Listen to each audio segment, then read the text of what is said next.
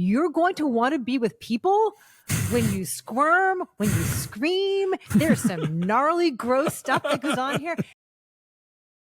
Well, look, this is a non-spoiler review to the best that we can talk about this movie at all. And if you're super sensitive about not having things spoiled, maybe don't listen to this. Maybe go see the movie and come back. We'll be really digging into it on Tuesday on YouTube, where we're doing a spoiler chat, because if you've seen the movie already, you know so much to discuss in that realm. But in any event, we're going to do our best to tiptoe around the edges of weapons.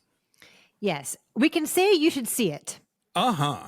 You should definitely see it. So let's just start with that. We're going to do our absolute best not to spoil anything, because the trailer in no way indicates to you what all this movie is about and what all you're going to see, which is masterful, because I think that the trailer really suggests a very disturbing sort of sci-fi thriller.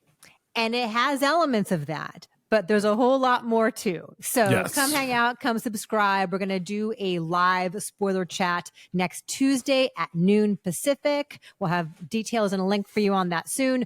But come on back then if you want to really, really get into it with us. But for now, we're going to try our best not to ruin anything for you. This is a true story that happened right here in my town.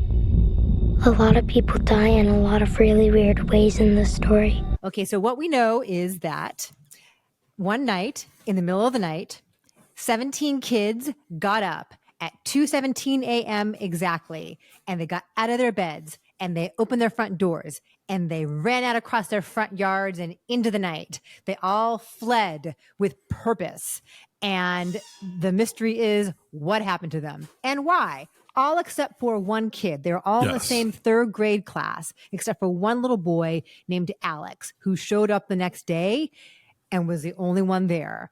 Julia Garner plays the teacher of this third grade class. And so there's a lot of scrutiny on her, understandably. What did she know and when did she know it? Why her class? Why just this one kid? She's new-ish in this kind of insular community. And so there is already a bit of, skepticism about her. And we learn more about her and her backstory as the film goes on. It's this mystery of what happened to these kids through the eyes of various people in the community. And we learn more about this, and there's more mystery as we go along. So the more we learn, the more we also realize we don't know things.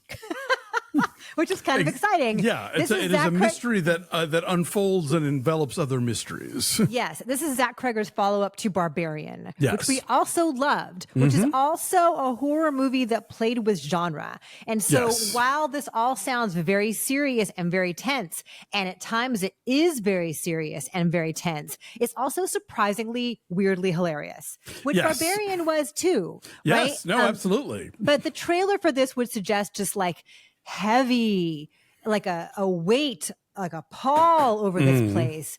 And I laughed my ass off over and over and over again. And just once again, this is only like his second feature. And he just is so masterful with tone and the ability to achieve like two different kinds of emotions within the same moment, as far as terror and hilarity, and there's just surprises over and over again.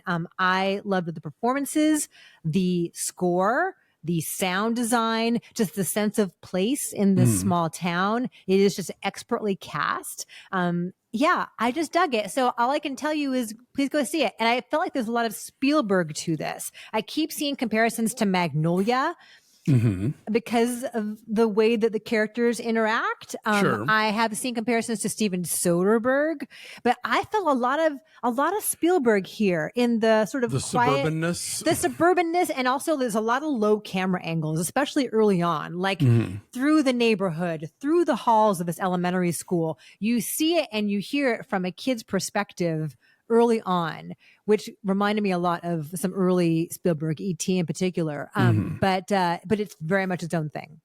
Yeah, I think with two films, Cregger has shown himself to be somebody who really knows how to play an audience.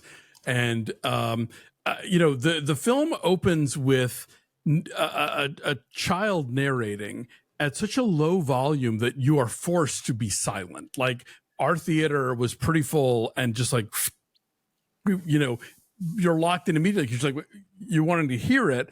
And so already he's like, everybody, it's like when a teacher stops talking to get your attention, when like everybody's blah, blah, blah, and then you realize they're not talking. You're like, oh shit, we better, so like from that moment, he's already got you, and he's already got you, very glued into what's going on. And he does, as you say, like as he did with Barbarian, mix these very tense moments, very terrifying moments with humor, and without undoing the terror, which is a really hard balance to strike.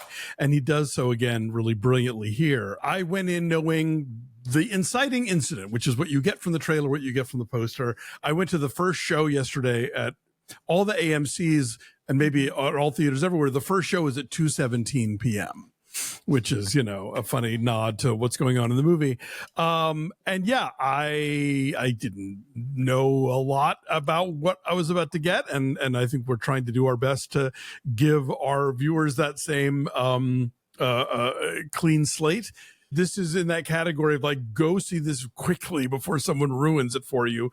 Go in knowing as little as you can, because that will really add to the experience. Yeah, we did a separate spoiler talk for Barbarian as well, because I think you and I did, because I feel like like we wanted to also like preserve that purity of experience there, and we wanted to just make sure that folks had time to see it and all that. Yeah, if you can see it in a packed house, there's nothing like that silence in certain incredibly suspenseful moments, but also you're going to want to be with people when you squirm, when you scream. There's some gnarly, gross stuff that goes on here. I did not have the pleasure of seeing this with you, Alonso, but there's some like kind of grody body stuff. Oh, yeah. How did you do with that? Dave was like, I love watching these movies with you because you don't just throw your hands in front of your eyes. You're putting your like entire arms in front of your face. And I did indeed do that. But yeah, I had a great time.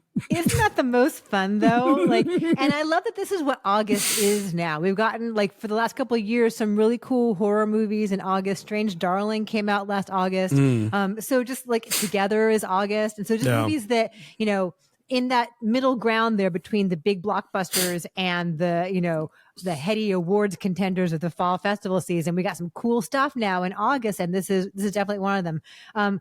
Okay, hopefully we've done a good job of convincing you to go see this. What is your number on Weapons? I'll say a 9. I think it is it is a movie that knows exactly what it wants to do, and it's doing it very well. I was also going to say 9. Yeah, it kept surprising me over and over again. There was a point where I thought, oh, okay, I know what's happening here. I know why this is, occurring. Mm-hmm.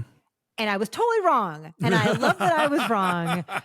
Some very fun costume design choices, some hair and makeup and costume design choices that are like deliciously bizarre and over the top and fun. But Julia Garner is great in this because we've got to see kind of various versions of who she presents herself to be to the world. Yeah. Anything else we can say? Not really. We'll get into it though. So yeah, go see this thing. Come back for our spoiler talk. We have so much we didn't tell you guys. I know people like to complain. We say we're doing a non-spoiler review and then somehow we spoil it anyway. But I think we did it this time.